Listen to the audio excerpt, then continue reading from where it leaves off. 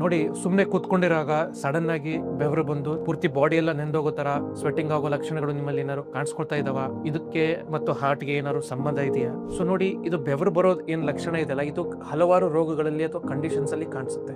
ಹೌದು, heart attack ಆದಾಗ, heart ತೊಂದರೆ ಇರೋರಿಗೆ ತುಂಬಾ ಸಡನ್ ಆಗಿ ಬೆವರು ಬರೋ ಚಾನ್ಸಸ್ ಇರುತ್ತೆ. ಅಲ್ಲದೆ ಈ ತರ ಬೆವರು ಆಗೋದಕ್ಕೆ ಹಲವಾರು ಕಾರಣಗಳಿದಾವೆ. ಇದಕ್ಕೆ ಕೆಲವೊಂದು ಕಾರಣಗಳಂದ್ರೆ ಸಡನ್ ಆಗಿ ಬ್ಲಡ್ ಪ್ರೆಷರ್ ಲೋ ಆಗೋದು, ಇಲ್ಲ ಅಂದ್ರೆ ಶುಗರ್ ಪೇಷಂಟ್ಸ್ ಅಲ್ಲಿ, ಎಸ್ಪೆಷಲಿ ಇನ್ಸುಲಿನ್ ಅಥವಾ ಶುಗರ್ ಮಾತ್ರೆ ತಗೋತಾ ಇರೋ ಪೇಷಂಟ್ಸ್ ಗೆ ಶುಗರ್ ಡೌನ್ ಆದ್ರೂ ಸಹ ಈ ತರ ಸಡನ್ ಆಗಿ ಬೆವರು ಬರಬಹುದು. ಇಲ್ಲ ನಿಮ್ಮ ಎದೆ ಬಡ್ತ ಡೌನ್ ಆದ್ರೂ ಸಹ ನಿಮ್ಗೆ ಈ ತರ ಸಡನ್ ಆಗಿ ಬೆವರು ಬರಬಹುದು. ಅಲ್ಲದೆ ಥೈರಾಯ್ಡ್ ತೊಂದರೆ, ಹೈಪರ್ ಥೈರಾಯ್ಡಿಸಮ್ ಅಂತ ಏನ್ ಹೇಳ್ತೀವಿ, ಅದ್ರ ತೊಂದರೆ ಇದ್ರೆ, ಇಲ್ಲ ಅಂದ್ರೆ ನಿಮ್ಗೆ ಆಂಗ್ಸೈಟಿ ಪ್ರಾಬ್ಲಮ್ಸ್ ಇದ್ರೂ ಕೂಡ ಸಹ ಈ ತರ ಸಡನ್ ಆಗಿ ಬೆವರು ಬರೋ ಚಾನ್ಸಸ್ ಎಲ್ಲ ಇರುತ್ತೆ. ಸೊ ಅದರಿಂದಾಗಿ ಈ ತರ ಸಡನ್ ಆಗಿ ಬೆವರು ಬರೋದು it's a symptom of underline condition. So ನಿಮ್ಗೆ ಏನಾದ್ರೂ ಈ ತರ ಪದೇ ಪದೇ ಬೆವರು ಬರ್ತಾ ಇದ್ರೆ, ಇದನ್ನ ಇಗ್ನೋರ್ ಮಾಡದೆ ನಿಮ್ಮ ಹತ್ತಿರದ ಡಾಕ್ಟರ್ ಅನ್ನು ತೋರಿಸ್ಬಿಟ್ಟು ಇದ್ರ ಬಗ್ಗೆ ತಪಾಸಣೆ ಮಾಡಿಸಿದ್ರೆ ಒಳ್ಳೆ. ಇದರ ಬಗ್ಗೆ ನಿಮ್ಮ ಸ್ನೇಹಿತರಿಗೂ ತಿಳುವಳಿಕೆ ನೀಡಿ ಹಾಗೂ ಈ ವಿಡಿಯೋವನ್ನ ಶೇರ್ ಮಾಡಿ.